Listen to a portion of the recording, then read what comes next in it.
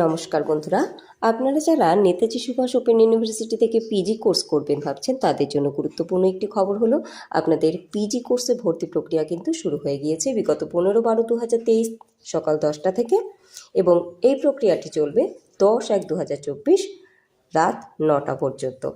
যদিও পারিবারিক বিষয়ের জন্য আমার আপডেটটি দিতে একটু দেরি হয়ে গেল, তবু এমনভাবেই আপনাদের সামনে বিষয়টি উপস্থাপন করছি যাতে আপনারা পরিষ্কার সব কিছু বুঝতে পারেন। প্রথমে দেখে নিন যে কোন কোন বিষয়ে পিজি কোর্সে ভর্তি নেওয়া হচ্ছে এনএসওইউতে।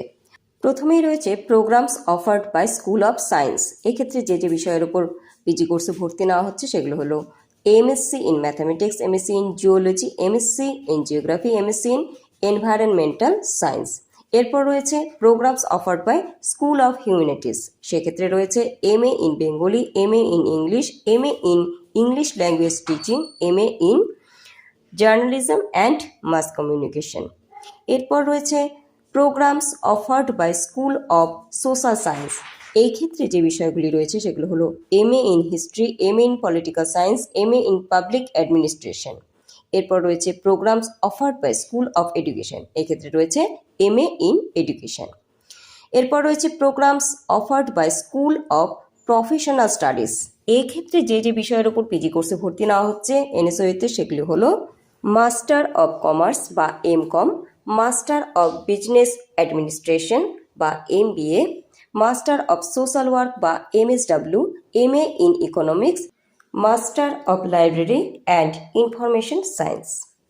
এই টোটাল আপনাদের বিষয় যেগুলোতে আপনারা পিজি কোর্সে এনএসওইতে ভর্তি হতে পারবেন। এবার দেখে নিন যে প্রত্যেকটি বিষয়ের কোড কি এবং সেই ক্ষেত্রে কি যোগ্যতা প্রয়োজন।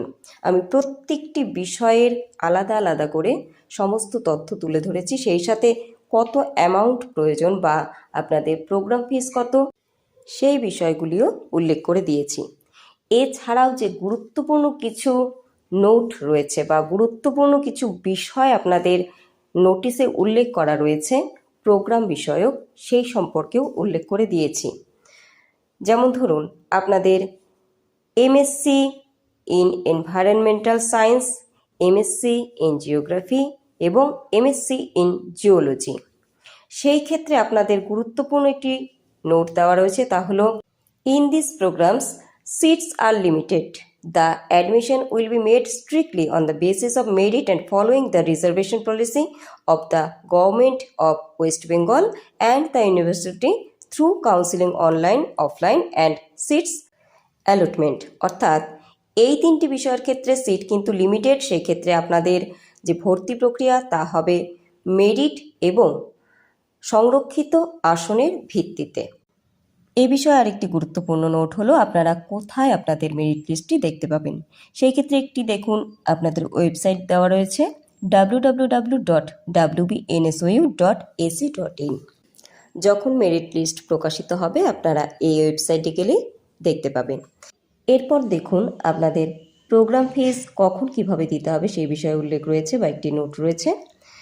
আমি আগে উল্লেখ করে দিয়েছি যে আপনাদের টোটাল এই তিনটি প্রোগ্রাম বাবদে ফিস দিতে হবে 18,000 টাকা। তবে কখন কিভাবে দিতে হবে বা প্রথমে কতটা দিতে হবে সেই বিষয়ে নোটটি রয়েছে, অবশ্যই ভালো করে পড়ে নেবেন।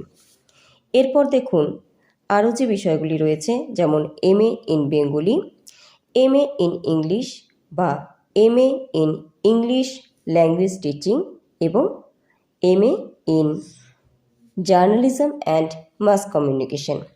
সেই বিষয়েও বিস্তারিত দিয়ে দিয়েছি যে এদের কোড কি এবং এলিজিবিলিটি কি, এছাড়াও অ্যামাউন্ট কত প্রয়োজন, সমস্ত তথ্য বিস্তারিত দিয়ে দিয়েছি, দেখে নিন।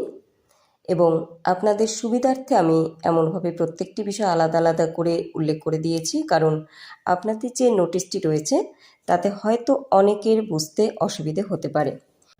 এমবিএর ক্ষেত্রে একটি এন্ট্রান্স টেস্টের বিষয় রয়েছে, সেই বিষয়ক নোটটিও আমি উল্লেখ করে দিয়েছি। একটু বলে দিই, নোটটিতে রয়েছে on the basis of online application received entrance test and or group discussion or personal interview may be conducted by the university. Applicants may be selected on the basis of the result of entrance test and previous academic performance, result of 10+2 and graduation. অর্থাৎ এমবিএতে ভর্তির ক্ষেত্রে আপনাদের একটি entrance test হবে এবং সেই ক্ষেত্রে আপনাদের প্রিভিয়াস একাডেমিক যে পারফরমেন্স তার ভিত্তিতে আপনাদের ভর্তি প্রক্রিয়া হবে বা ভর্তি নেওয়া হবে। এই সমস্ত বিষয় ছাড়াও আমি গুরুত্বপূর্ণ তারিখ এবং সময়ের উল্লেখ করে দিয়েছি, অর্থাৎ আপনাদের কবে থেকে ভর্তি প্রক্রিয়া শুরু, কবে শেষ, ডকুমেন্ট আপলোডের সময়সীমা, অনলাইন ফিজ সাবমিশনের সময়সীমা এবং অফলাইন ফিজ সাবমিশনের সময়সীমা ব্যাংকের মাধ্যমে সমস্ত বিষয় উল্লেখ করে দিয়েছি, আপনারা দেখে নিন। আমার মনে হয় ভিডিওটি অবশ্যই আপনাদের কাজে লাগবে এবং আপনাদেরও যদি সত্যিই কাজে লেগে থাকে অবশ্যই লাইক, কমেন্ট এবং শেয়ার করে দেবেন এবং যদি চ্যানেলে নতুন হয়ে থাকেন সাবস্ক্রাইব করে সঙ্গে থাকবেন। আপনাদের পিজি কোর্সে যতটা সম্ভব সাহায্য করবার আমি আমার তরফ থেকে চেষ্টা করব। খুব ভালো থাকবেন এবং সকলকে ভালো রাখবেন এবং সাথে থাকবেন। ধন্যবাদ।